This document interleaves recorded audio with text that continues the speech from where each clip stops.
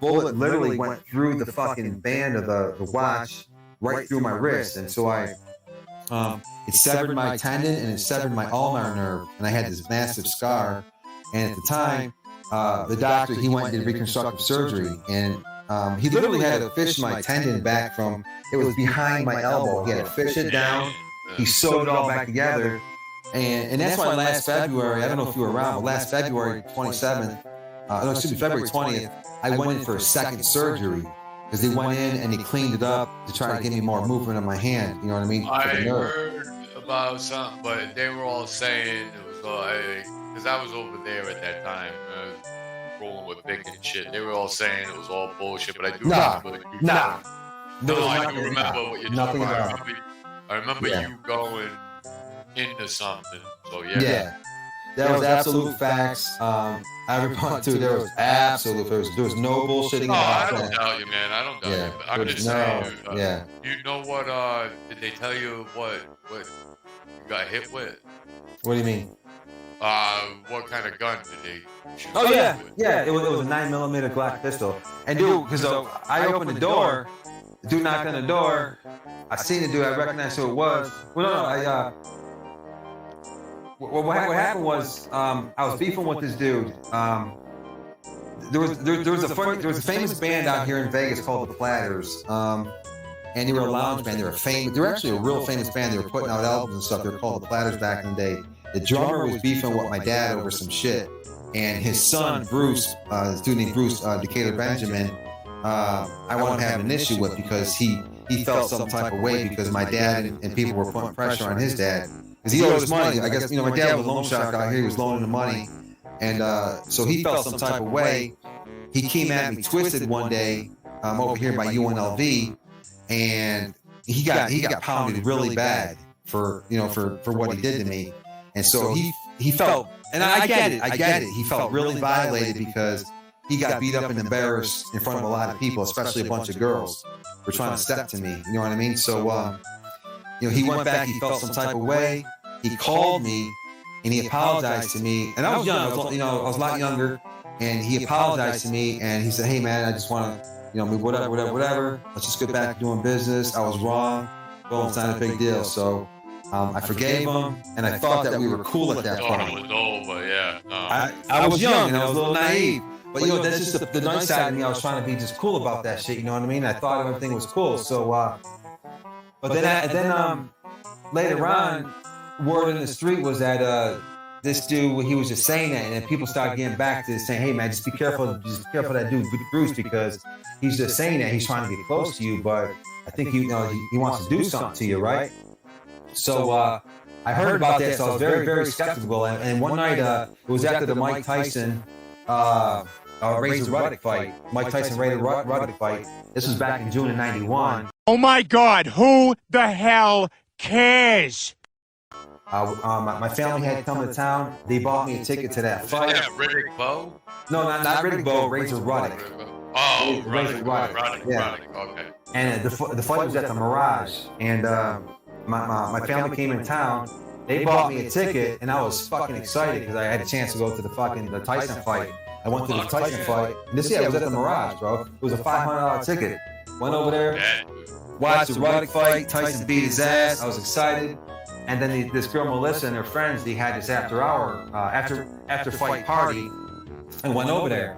It was over by the Showboat Hotel and Casino on the east side of Vegas.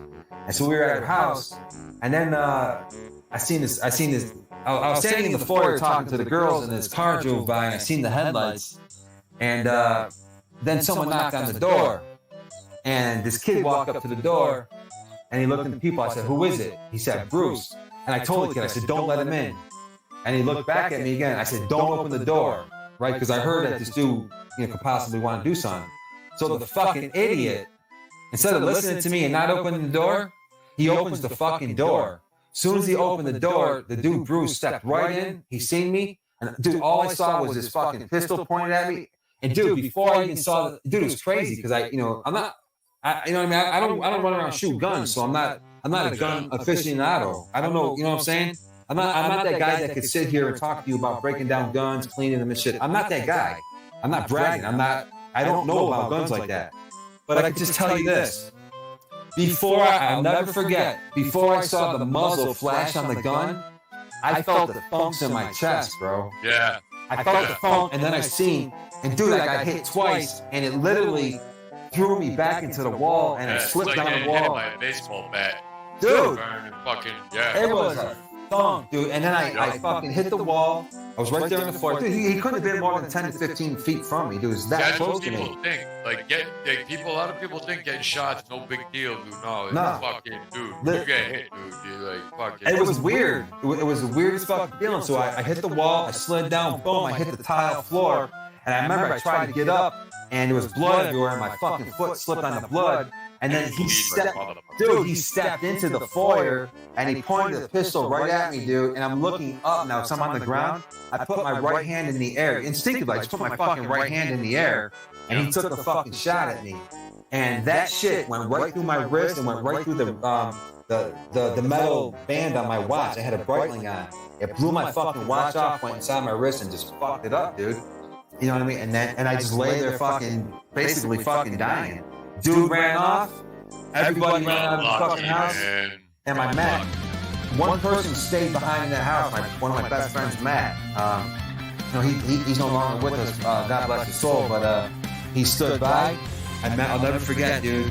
I couldn't get off the fucking floor, man. And I looked down, and the blood in my lower part of my chest was just going boom, boom, boom. It looked like somebody took a gallon of milk and turned it upside down. I know, yeah, dude. Dude, every fucking where, dude. It's the I best. That's why was leaking, dude. when they show I like, was from it, leaking.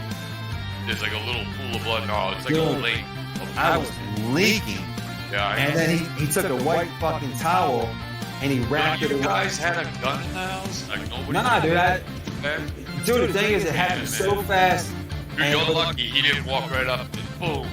Dude, You're lucky as he fuck. stepped in because when the dude opened the door, all I saw was his pistol come inside the door, and I seen it. That was it.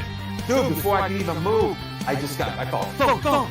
And then it's like, I'll never forget, I felt it in my chest before I saw the flash, the muzzle flash. Yeah. And then I fucking hit the wall, I slipped down, and then he took one step into the foyer, and I was looking right in his fucking eyes. And he took the gun, I seen it come downwards towards me. I put my fucking hand in the air instinctively, and he took another shot at me, and then he fucking ran out the door. Dude, and you know what I'm saying? So I was lucky as fuck. Yeah, man. To be alive, dude. Wicked lucky. Because there'd have been a lot of people, dude. They wouldn't have left until they put one in your head. Dude. Yeah, so those are Salute facts. to you, Joe. Salute. Dude. And so I ain't gonna lie, man. I've been kind of like, ever since that shit right there, whenever someone says something, they're gonna do something to me, I'm like, fuck that, no you ain't. And I got this tendency to kind of just try to get in front of it because I'm scared to let my guy. I know it might be kind of weird, but it's like PTSD, bro. It's like that dude that came home from war that's got a fucking war going. It's like, yo, bro. I know what you mean. Look, dude. Hey, you know what's crazy, dude? I'll tell you some stories one of these days. I'll be, I'm pretty sure you probably had a lot of the same. Do you know what the experiences that I had on the East Coast? Yeah.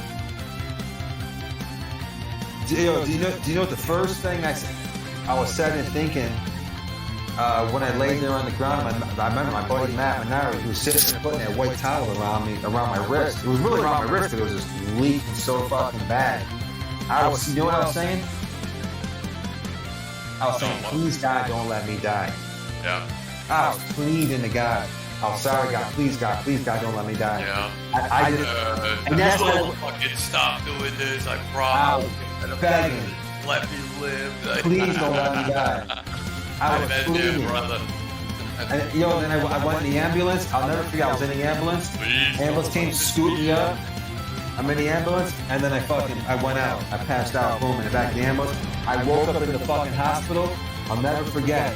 I woke up. There was two detectives, one on each side of me, and I looked, and the first thing I saw was the doctor. He had these scissors. He was cutting my shirt off. And I heard this detective on the left of me. He's like, do you know who did this to you? And the other guy's like, do you know the name of the shooter? The other guy's like, why did he do this to you? They're trying to get me to tell him, just in case I die or something. Yo, and then I felt something weird. My friend Chris Hodgman got murdered. He wouldn't tell him who did it. Well, I was kind of out of it. I just came to, and I heard it. I'm kind of like trying to figure out what's going on, right? And then I felt something weird. I'm like, I felt like someone was grabbing my penis or something. So I looked, and I'm like, yo, what the fuck? I'm trying to get up. Dude, I looked up, and the doctor pushed me down and goes, do you want to fucking die? The doctor's yelling at me. I'm like, no. He's like, then fucking just calm down. And I put my head up and I looked. Yo, the nurse was sticking this catheter inside my penis, bro. Yeah, dude, those hurt, dude. When they come out, dude, oh my god. Yeah, dude. Dude, it expands like this, like that. When it comes Dude. out. Daddy, I got Listen. When that bitch I took that, never want one of those again. I was in the hospital for a week. I was in intensive care for a fucking week. After they did the thing. Before I could go, I was in there for a week. When that bitch took the catheter out, she's pulling it out. Dude, I was pissing fire for like 4 days. I was crying, dude. That shit hurt so fucking bad, bro. Dude, And that then- shit fucked you up, man. Dude, it took me a year. I had to go to rehab. I had to learn how to walk again. It literally took me 10 fucking months before I could stand up straight again because my insides were fucked up. And I couldn't just stand straight because it would just rip the wounds open. And they didn't even have any bandages. They let it just heal from the inside out. One of the bullets on the bottom, it's like I got hit in the lower chest, right underneath my rib cage. It came right at the bottom. It nicked my lung, and it literally came out of my back. I have a hole in my front of my chest, under my rib, and there's an exit wound in the back. The one at the top entered, and it lodged inside of my rib cage. Oh man. And they let it sit there. They said, no, we're Exit going to get wounds, it. though, believe it or not, that's like a better shot. Yeah, it was out of you, you know? Yeah, it was just. But the one inside I'll never forget, bro. I was laying there and I smelled this burning. It smelled like burning flesh, and it was just burning. I'll never forget that. When I was laying on that fucking table, it was burning. It was fucking. I didn't even feel the bottom one too much, but the one that hit me in my upper chest, it was burning, bro, because it was a piece of hot fucking metal. Hot lead. And I had a burn mark. I had a literal burn mark on my fucking skin. Dude, that's the thing. People don't realize, like, when you take a slug, dude, that's like somebody fucking cranked you with a bat and put this fucking burning hot object inside your body, dude. It's fucking... Yeah, bro. It's no joke, man. It's not like people just taking bullets and shit like that, dude. This dude tried to tell me some, like, fucking fairy tale. It's like, motherfucker, please, dude. It's like, I just let him go on with his story, dude, but I knew the whole thing was bullshit. He's like, yeah, I was getting shot. I'm coming at the guy. I'm like, no fucking way. He's like, oh, no, dude. I'm like, dude, you're talking about getting shot. Like, no big fucking deal. There's no way you took 4 rounds. You were still walking at the guy. I don't care what the fuck you tried telling me. Nah. Dude, when that hit me, it was like, thump. Yeah. Dude, it took the wind out of me. I was like, not fighting the guy. You're not nothing, dude. You're in the bad. No. I was on the ground. And I'll never forget because when I put my hand in the air, I was like trying to gasp for air. It felt like someone just fucking like, boom. I don't know. It was like a thump. It felt like someone punched me in the chest with brass knuckles. I didn't. It just happened so. Dude, look. Check this out. I'm gonna show you right now, dude. This is the second surgery. I Look. believe you, Look. bro. You don't gotta show me shit, dude. I believe you. This is the can second tell by the way surgery. you describe it. That fucking. And you can say, look, that's my wrist, look. And this is the second one. They went back to clean up the mess. Look how big that Trust me, bro. Trust me, bro. I just like you, dude. I'm not trying to brag or nothing either, but dude, my whole life, dude, I've grown up fucking popping off. One of my biggest things, dude, not almost getting killed, but I almost shot this dude in the head. And Well, I'm not on a long street. There's probably like 5-6 houses on each side of the street. So we see you coming down from whatever end you're coming down. Everybody in my neighborhood had their Everybody in my neighborhood, I had to, send out a text because we all watch out for each other. Everybody had the garage door halfway open. They're waiting for this dude to pull up. And I was thinking, man, dude, I'm thinking to myself, I hope this dude does not pull up on my street, man. It's not, because I got security cameras. So the moment he jumps out and steps on my property, I have a right to defend myself. I don't have guns. I'm not gonna, so I don't have any guns, so it ain't like I'm gonna pull a gun out. But the moment he steps on my property in a threatening manner, especially after he just called me and sent me text messages and told the world that he's on his way to my house to harm me, I have every reason to believe that I have a fear for my life. And I am, at that point, I'm lawfully able to defend myself the moment you step on my property. You know what I'm saying? And so... No, exactly. I got trail cameras and all. Dude, I got like. I just don't understand why people on the internet do that kind of stuff. It's so ridiculous. Yeah. Fucking dude, everything's coming out. I'll see a motherfucker before they even make it to my driveway. Yes. I have to ban. And the thing, yo, Doc. Exactly. I don't want to. I'd rather people just think I'm a bitch or a pussy. Think what you want, just leave, as long as you leave me alone. I don't want somebody to come here to my house. I don't want them to step on my property. I'd rather just do what I can to stop that from happening. But if they come over here, it's not going to be a pillow fight. You know what I mean? Your brain will be blown. You know what I mean? Fucking road. Dude, none of you. You don't go real life. I don't understand why people do that. Yeah. No threat to None of you, dude. I'm not worried about not dealing with that. Yeah. I'm not worried about. He pulled up on me on the strip when it was just me by myself. And you saw how he reacted. Imagine if he pulled up in front of my house, got out of that car, and my whole. Oh, I know, right? It was like. Yeah. That's what he says. Imagine if he pulled up in my house and came on my property too. My whole fucking neighborhood would have flooded him. And it would have been bad. So I'm glad he pulled up on the strip and not in front of my house. I really am. I don't want, I'm not looking for those types of confrontations. You know what I mean? I already got issues, but if I don't know somebody's coming to my house and my doorbell rings or someone knocks on my door, that sets off a trigger because I started thinking back on when I got shot. That's one of my triggers, you know what I mean? Because someone came to the door, one woman knocked on the door, and I'll tell them, yo, don't open that door, and he fucking did. So that's one of my triggers. I don't like when people knock on my fucking door and I don't know they're coming here. That's what, you know what drives me nuts? I got signs in front of my yard and by the door that say, no soliciting, no trespassing. And can you believe that these motherfuckers still knock on my door trying to sell me shit? They still knock on my door.